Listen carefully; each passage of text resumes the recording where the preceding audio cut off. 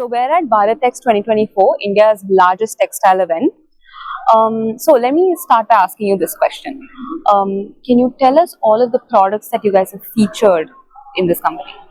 So we as Atlas mainly feature two home products which cover the cushions, throws, a little bit of bath where we do in shower curtains and towels, as well as majorly we do is a lot of the tabletop, which is tablecloth, placemat, runners, napkins and the other accessories which go with them. So, being so involved in sustainability and sustainability being one of the most important and growing things in the textile industry, can you tell me certain practices or technologies that you guys have invested in the past and recent years? So we have sustainability. It's not something that is new to us because having to deal with a lot of buyers who are very quality conscious and big brands that we work with, sustainability has always been a part and parcel of our working. So we do have a lot of them, which is mainly related to the textiles for the yarns. But in the practices, we're also doing a lot of packaging which is sustainable and very quality conscious and also conscious of keeping it in mind with the environment. So the FSC being a very basic that we do and a lot of others. Also a lot of buyers, we have been giving them options of, to completely remove plastic and without plastic to have a lot of the packaging. So that is one of the major moves that is there. In addition to, of course, for the product, we are doing yarns and we use a lot of the jute and the linen and other ones which are all from sustainable sourcing, right from the mills which are procuring the yarns. Okay, those are really amazing initiatives. So, can you also tell us about the production capacity of your products? So, everybody is aware of how the pre-COVID, times were. And during the COVID, the home textile business has boomed considerably. Definitely. So, again, post-COVID, what we've had is, again, we've seen a little low down on the business. But we did not want to, have this affecting our entire team of the workers. So, what we have done is we had a lot of the machinery which we had used to increase our capacities and to improve productivities.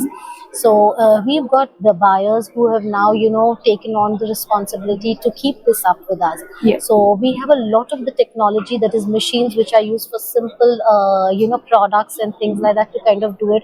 So that way we have the same number of people working, but the output is much higher. So that way there is less environment, issues that we would have about the wastages and about a lot of things. So there are a lot of machine investments that we have done in that ways. Okay, so can you tell us about any investments that you guys have made, and maybe a company goal that you guys expect to see in the next couple of years? Yes. Yeah. So both of this, the investments, it's just not to kind of the growth of the business, but we have picked up machinery which is, on from the sustainability point of view as well. So we have our dyeing and printing that is there in-house. So the machines that are used for that, there is the machine which is a cold patch, which is basically saltless and waterless. And we have an ETP plant, which is, a very, very environment conscious and very, very environment friendly plant. So our entire water recycling is done and the same water is reused for our production as well. The mills, the places from where we buy the yarn, the dyes and the chemicals for printing, those are also from noted brands which are, again, these are all requirements not only for our buyers but on a company on our own. Okay. So in our factory we do not use the non-branded ones which are sustainable material friendly.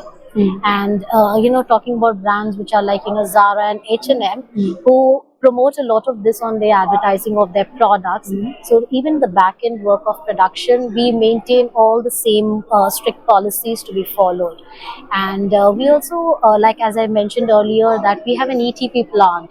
So this is a zero discharge. So for the zero discharge, the entire water is reused, but even the energy to run our various factory and the head office is all on the wind and solar energy. So our dependency on the government's electricity is to its minimum.